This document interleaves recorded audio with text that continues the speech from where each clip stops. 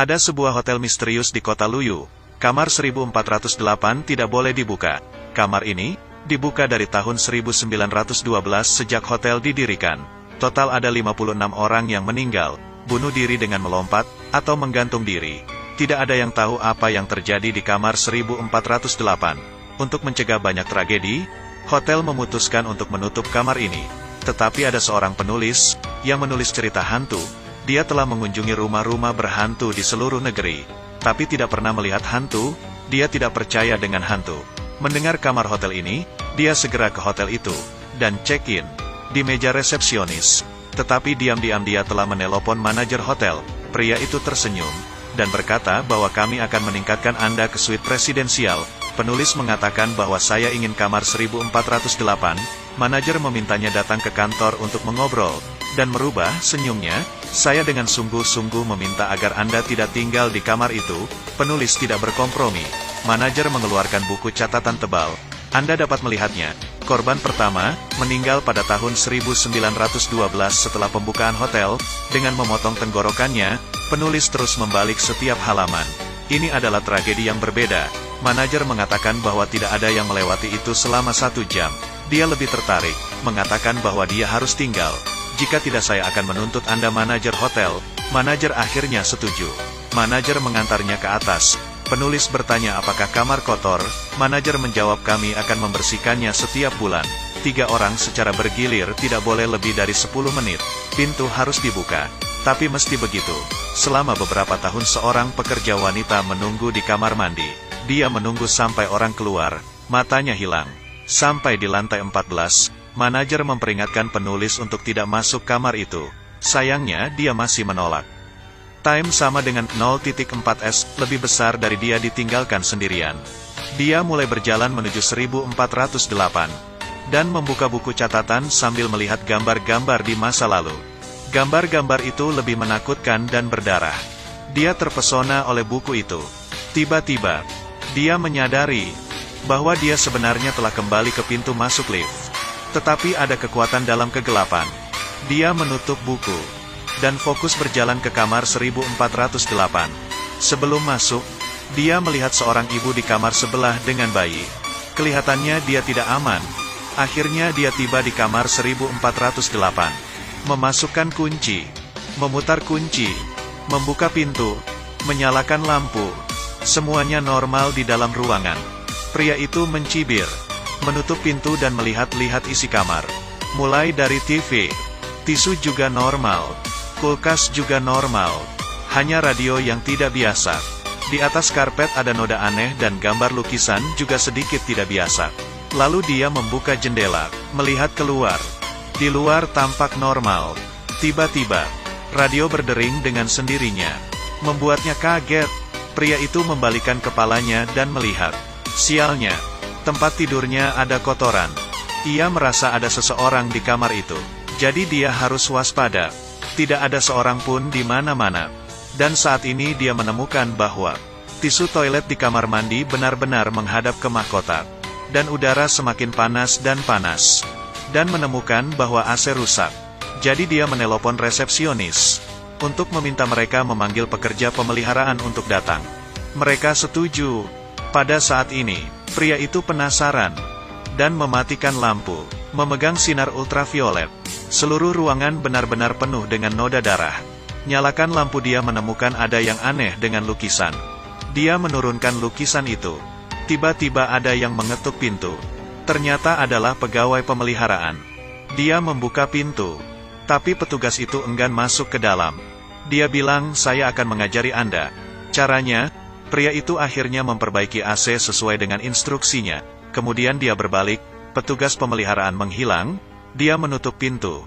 Tiba-tiba menemukan bahwa dia tidak dapat mendengarnya. Mencoba mendengar suara di luar jendela, telinganya benar-benar tidak dapat mendengar suara. Saat dia kembali, tiba-tiba jendela tertutup sendiri, tangannya terjepit, dia menjerit kesakitan dan mencoba melepas jarinya.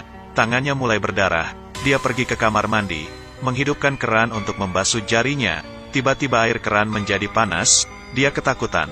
Pergi keluar, menelepon resepsionis, dia mengatakan saya ingin ganti kamar, tetapi mereka tidak menjawab pertanyaan itu. Dia mulai berkomentar dengan pelayanan hotel itu, dia marah. Tetapi pihak lain mengatakan bahwa sikap ini tidak baik. Kemudian telepon menjadi rusak. Pria itu benar-benar takut. Dia mencoba membuka pintu tapi tidak berhasil, kunci tidak berhasil. Dia menggedor-gedor pintu itu, dia mencoba mengintip keluar, ada sebuah mata yang menatapnya. Dia cepat menjauhi pintu itu, menghampiri jendela kamar, mengeluarkan badannya, berteriak minta tolong. Tiba-tiba dia melihat, di seberang kamar ada satu kamar menyala. Di dalamnya ada seorang pria, dia mencoba memanggilnya. Orang itu sepertinya melihatnya, perlahan berdiri. Pria itu melambaikan tangannya, untuk meminta bantuan. Dia mengatakan ada yang tidak beres, orang di seberang mengikutinya. Melihat tindakannya dia sadar, dia menyadari bahwa dia tidak meniru dia, tapi mengikutinya. Lalu dia mengambil lampu dari sisi dan mengambilnya. Orang di seberang juga sama. Orang lain itu ternyata dirinya sendiri, dan yang lebih menakutkan, ada orang lain di belakang orang itu, memukul kepalanya, bahwa orang yang sama muncul juga di tempatnya. Es lebih besar dari tetapi, dia hanya menderita sedikit dan dengan cepat. Pria itu membawa lampu tempat tidur, melemparnya ke bawah, tetapi lampu menghilang di udara.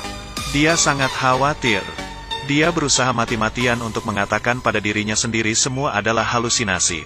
Lebih banyak halusinasi muncul. Hantu yang meninggal di hotel ini muncul, memanjat keluar jendela dan melompat. Satu orang, dua orang. Tampak untuk mengingatkannya apa yang harus dilakukan.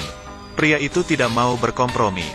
Dia memeriksa denah hotel, menemukan bahwa ada jendela di kamar 11.408. Dia bisa mencoba cara ini. Baru 9 langkah. Dia bisa mencobanya lewat jendela 1408. Menurunkan kaki, dengan hati-hati merayap keluar jendela, dan mengatakan pada diri saya sendiri bahwa itu hanya 18 langkah. Dia tidak berani melihat ke bawah. Dia hanya bisa bergerak di atap yang sempit, dan menempel di dinding. 1 langkah, 2 langkah, 3 langkah. Angin di lantai 14 sangat kuat. Di langkah ke-9, dia tidak bisa menyentuh jendela. Tiba-tiba dia melihat tidak ada jendela di depannya. Hanya ada dinding yang tak berujung. Dia akhirnya kembali. Tidak mudah kembali ke kamar 1408. Jendela tertutup sendiri. Dia bangkit, dan memeriksa kembali denah kamar. Semua telah berubah. Hanya ada satu kamar 1408. Dia kembali mengintip. Di luar hanya ada tembok. Jendela berubah menjadi tembok. 1408 sudah jadi ruang rahasia. Suhu AC turun. Untungnya, sinyal bisa connect ke Wi-Fi. Dia buru-buru login, dan menghubungi mantan istrinya. Setelah video itu, air mulai menyembur ruangan, merusak listrik, komputer menjadi rusak. Harapan terakhir hilang. Tidak bisa menelepon. Tidak ada yang berfungsi. Kemudian dia mengambil buku di meja. Dia tidak pernah religius. Mengambil Alkitab. Dibukanya, tetapi dalamnya kosong. Tidak ada yang bisa dibaca. Sekarang adalah musibah. Sudah terlambat untuk menyesal. Sayangnya, segera ruangan menjadi dingin dan mulai membeku. Kamar hotel membeku. Suhu AC sampai minus. Dia memakai selimut, meminum alkohol, membakar barang. Tiba-tiba, komputer menyala. Dia merangkak mendekati komputer. Videonya masih hidup. Dia bertanya apa sudah telepon polisi. Dia bilang sudah. Polisi sudah di kamar 1408. Tapi kamarnya kosong. Pria itu bingung. Dia ada di kamar 1408. Dia tahu kamar ini penuh kejahatan. Dia bilang dia ingin mati. Perempuan itu berencana mendatangi hotel dan menyelamatkannya. Pria itu berkata jangan datang. Siapa yang tahu? Layar itu tiba-tiba muncul. Cepat datang, aku di kamar 1408. Anda menyelinap masuk. Pria itu mencoba menahannya. Tapi wanita itu tidak bisa mendengar suaranya. Pria itu menatapnya di layar. Pria itu tersenyum padanya. Tiba-tiba, ruangan mulai runtuh. Dinding mulai bergerak. Teriakan minta tolong kru juga mendengar satu demi satu. Di dalam kamar air terus turun.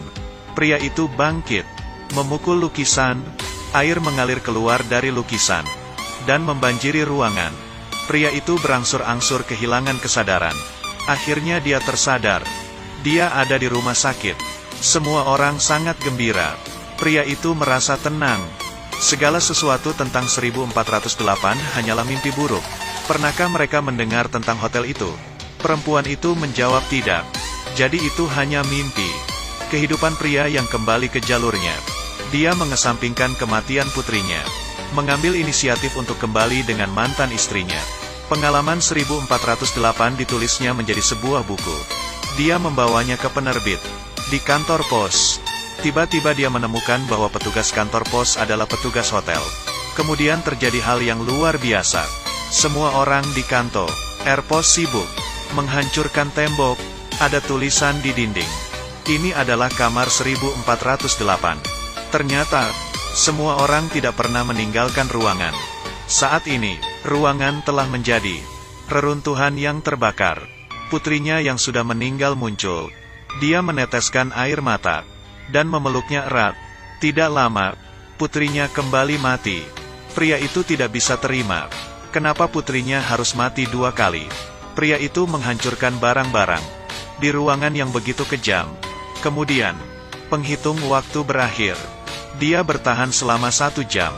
Kamar itu kembali seperti semula. Telepon berdering.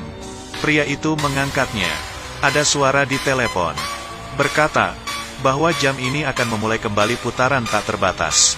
Tapi Anda juga bisa memilih layanan check-out kilat. Melihat sebuah tali yang diikat. Membujuknya untuk bunuh diri. Suara di telepon juga. Mengatakan istrinya akan datang dalam 5 menit.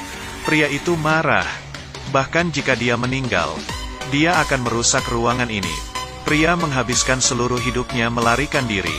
Setelah anak perempuannya meninggal, dia melarikan diri dari kenyataan. Ayahnya sudah tua di panti jompo. Dia membakar kamar, dan berniat membakar dirinya. Di lantai bawah, staf hotel semua diusir karena kebakaran. Mereka melihat api berasal dari kamar 1408. Membakar abis. Dia di atas bertekad. Dia menggunakannya botol memecahkan jendela. Kamar meledak. Semua habis di dalam 1408. Tidak ada lagi tragedi. Di dalam kamar 1408. Dia akan menjadi yang terakhir. Tetapi, kamar 1408 bukanlah kamar hotel biasa. Kamar hotel sebenarnya melambangkan hati seseorang. Tidak ada yang berani menghadapinya. Hanya ingin melarikan diri. Gemetar. Tetapi seringkali yang kesepian akan kalah. Jadi tolong jangan tinggalkan orang yang kamu cintai yang mencintaimu. Dengan mereka, kamu akan menjadi lebih kuat.